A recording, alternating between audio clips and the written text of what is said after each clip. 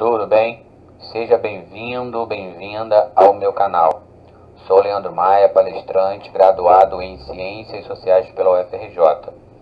Mas antes de entrar no tema deste vídeo, deixa eu te fazer uma pergunta. Você já se inscreveu no canal? Já ativou o sininho das notificações? Então, enquanto você confere e deixa o seu like para não esquecer, eu vou rodar a vinheta. Bem-vindo ao canal do palestrante Leandro Maia.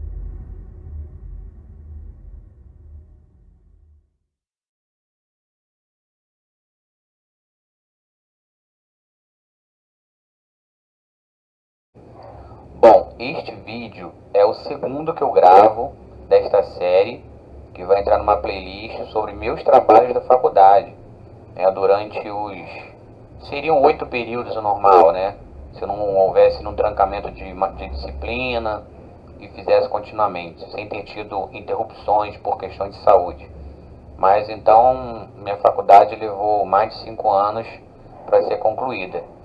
Mas este trabalho é ainda do primeiro período e eu vou simplesmente ler, o meu trabalho como foi um dos trabalhos que eu tive a melhor nota, e assim sucessivamente eu vou trazendo meus trabalhos ao longo dos períodos da faculdade, falando sobre as disciplinas, e depois eu quero fazer mais vídeos sobre a questão do curso, como foi essa experiência, as amizades, o aprendizado e todas as dificuldades que eu passei também. Então esse é o segundo da série, e esse é um trabalho da disciplina de Teoria Antropológica. É uma tentativa de diálogo entre temas, autores e textos. No curso de Licenciatura em Ciências Sociais, primeiro período em 2012, disciplina de Teoria Antropológica do professor Jean-François Michel Véran. Era um francês, né? Então vamos lá. Segundo o que afirma Malinowski, não existem povos sem religião, sem magia, porque todas as sociedades primitivas que até seu tempo foram estudadas possuíam tais vestígios. As sociedades primitivas tinham atos e práticas tradicionais que continham um conjunto específico de regras, que estavam ligados a crenças em forças sobrenaturais, como espíritos e fantasmas de antepassados. O homem primitivo pensa em manter certo controle da natureza que o cerca, através de seus rituais e da arte da magia. Mas quando o homem primitivo percebe as limitações dos seus poderes mágicos, para não perder a esperança, abraça a religião, ou seja, a adoração de deuses. A magia é construída através de tradições. Seu conhecimento é transmitido de pai para filho, ou então a pessoas a quem o feiticeiro reconheça a capacidade para receber algum poder. A reputação de um feiticeiro e seu bom desempenho na magia têm relação com seus feitos e com as histórias de suas conquistas. Tais histórias são o que chamamos de mitos. O mito, segundo Malinowski, é uma afirmação histórica de acontecimentos passados que provam a veracidade de um ato mágico. O mito é a consequência natural da fé humana. O mito tem o objetivo de conferir veracidade e não a função de explicar.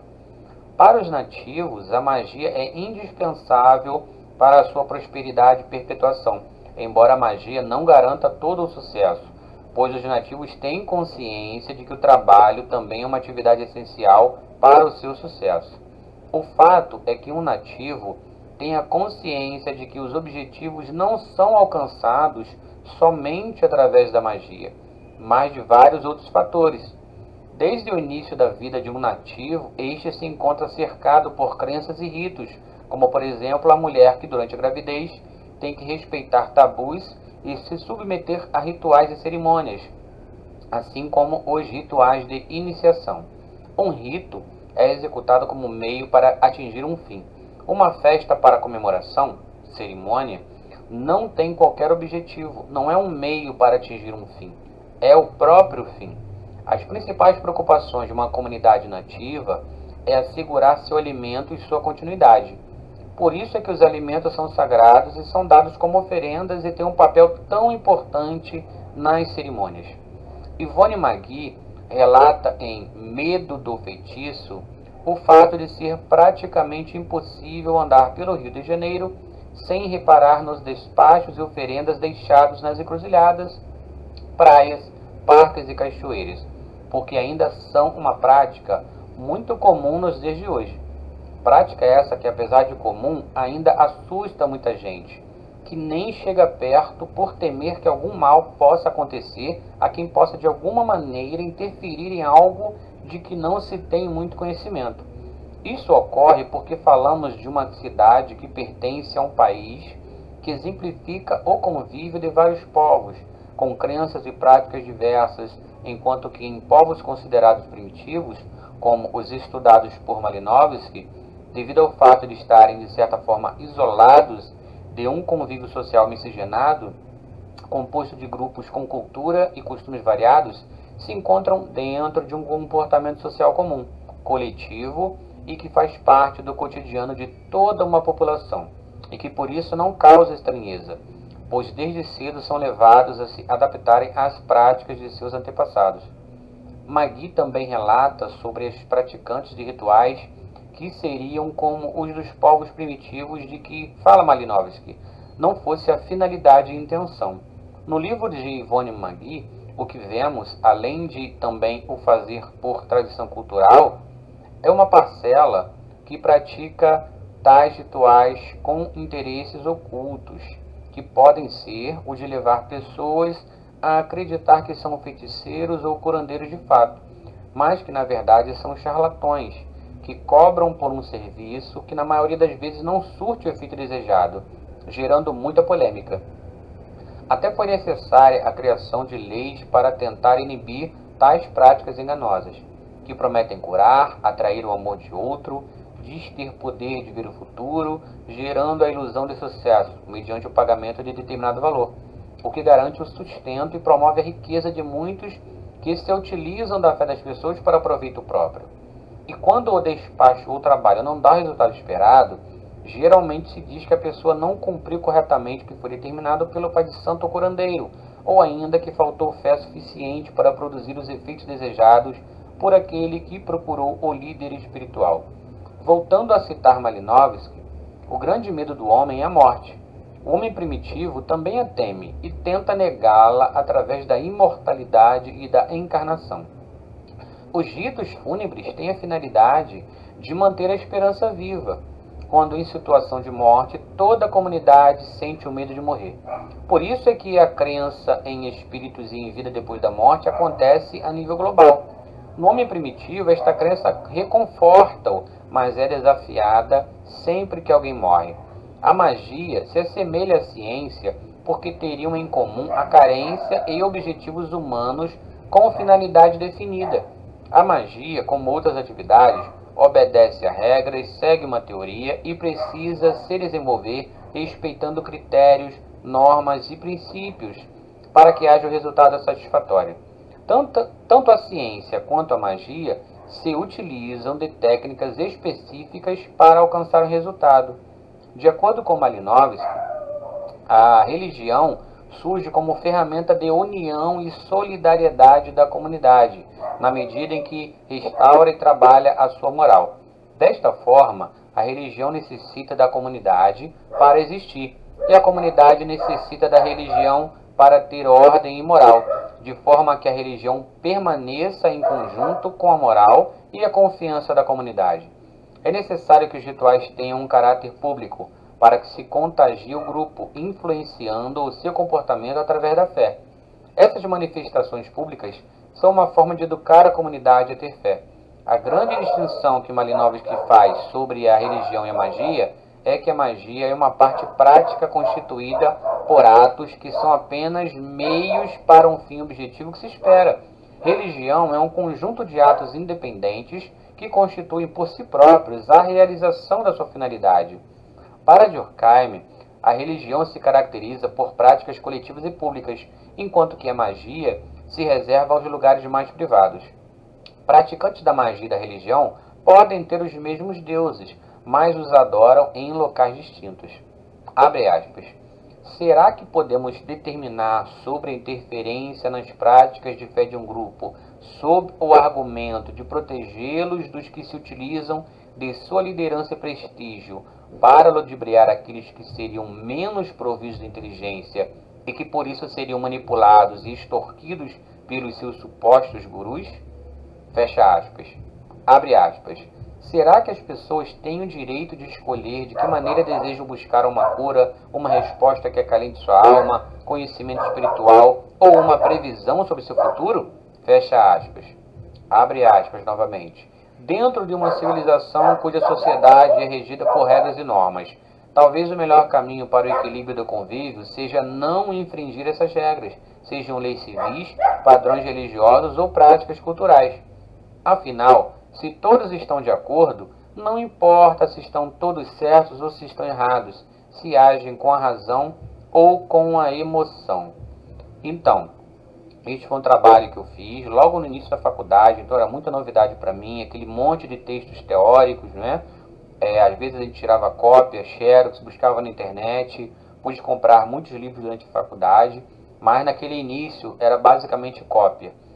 Então era uma leitura que, no caso da antropologia, o ideal é que ela se faça repetidas vezes, 2, 3 ou mais pelo menos, se possível, para que você possa realmente compreender e interpretar a densidade dos textos, que muitas das vezes são traduções que vêm do inglês, do francês, e usam termos e palavras ainda já em desuso na língua portuguesa, por exemplo, e aí você tem que adaptar aquilo ali, e a densidade, né, dos temas, que são muito profundos, que analisam ali a origem, né, dos costumes e tradições humanas de diferentes povos e nações. Então, foi muito difícil no início, muito mais do que ao longo do curso, mas eu fui me saindo bem, é verdade? Então, nesse trabalho eu tive nota 9, né, foi um trabalho onde eu fiz uma conexão entre vários textos de autores diferentes sobre essa temática da fé, da magia, da religião, espiritualidade, né, de rituais. E é isso. E o período da faculdade me ajudou muito a questão de ampliação dos horizontes de pensamento, de aceitar as diferenças, divergências de pensamento, de fé e de crença e de ponto de vista, sobre aspectos políticos também, culturais. Então ajuda para que a gente não haja com discriminação e preconceito contra aqueles que pensam, agem e vivem de forma totalmente diferente das nossas, principalmente se comparando a culturas ocidentais, orientais, europeias, América, África, Ásia, Oceania, lugares mais longínquos e afastados e isolados, né, do restante da civilização. Então, assim, as ciências sociais realmente, nelas eu me encontrei, é uma área de interesse para estudo e futuro trabalho. Realmente, ali eu realmente me encontrei, porque eu não tinha aquela convicção de que era a área que eu queria, porque ainda tinha dúvida com relação a áreas da informática, da computação. Mas ali realmente me encontrei. E nós temos também filosofia, ciência política e sociologia nas ciências sociais, além da antropologia, né? Todas essas disciplinas se complementam nessa formação, que também tem uma formação para educação, porque no meu caso eu fiz um curso de licenciatura. Eu sou apto a lecionar sociologia no ensino médio, porque infelizmente no nosso país o ensino da sociologia ainda não é obrigatório, portanto não faz parte da grade curricular do ensino fundamental, por exemplo, do 6º ao 9º ano. Seria muito importante ter esse ensino para que o jovem já aprenda a refletir, a pensar por si próprio, a tirar suas conclusões a respeito de tantos temas, a ter suas opiniões, a formar, na verdade, o seu caráter a respeito de temas sociais tão complexos, não é verdade? Questões culturais. Então, espero que você tenha gostado. Eu vou deixar na descrição parte, pelo menos, desse texto, desse trabalho. Sempre vou deixar links das referências dos autores e livros citados, né? Enfim, a referência bibliográfica sempre que possível, e sempre que possível vou adicionando, de repente, links para vídeos, para enriquecer o estudo desse tema, dessa área, que é tão importante para a nossa compreensão do comportamento humano, com relação à nossa história, às questões políticas, a fenômenos sociais diversos, a revoluções, enfim, tantas mudanças sociais que a nossa sociedade presencia e que nós temos presenciado ultimamente. Então é isso, eu vou finalizando por aqui, pedindo para você, se puder, no primeiro comentário fixado que eu deixo sempre abaixo da descrição do vídeo, tem meus dados bancários para transferência e depósito, meu Pix, tem o site do Apoia-se e do Padrinho para que você seja um colaborador ou um apoiador do canal, para me ajudar a me manter com este tipo de trabalho e cada vez possa melhorar e ampliar e me dedicar cada vez mais, trazendo melhor conteúdo e até mesmo podendo, uma forma de gratidão, oferecer aos inscritos, a quem assiste aos vídeos e lives, algum tipo de brinde de vez em quando, um sorteio, alguma coisa para agradecer, né, por esse prestígio que vocês me dão com a sua visita, com a sua audiência. Então, deixe a sua curtida no vídeo, compartilha, deixe um comentário, uma sugestão, críticas. Eu aceito todo tipo de crítica, se ela for feita de forma moderada, com educação, ela será bem-vinda e assim eu vou aprimorando. E se você chegou até aqui, eu te agradeço mais uma vez e é isso. Até o próximo vídeo e estamos juntos. Fique bem, se cuide, fique com Deus, fique na paz.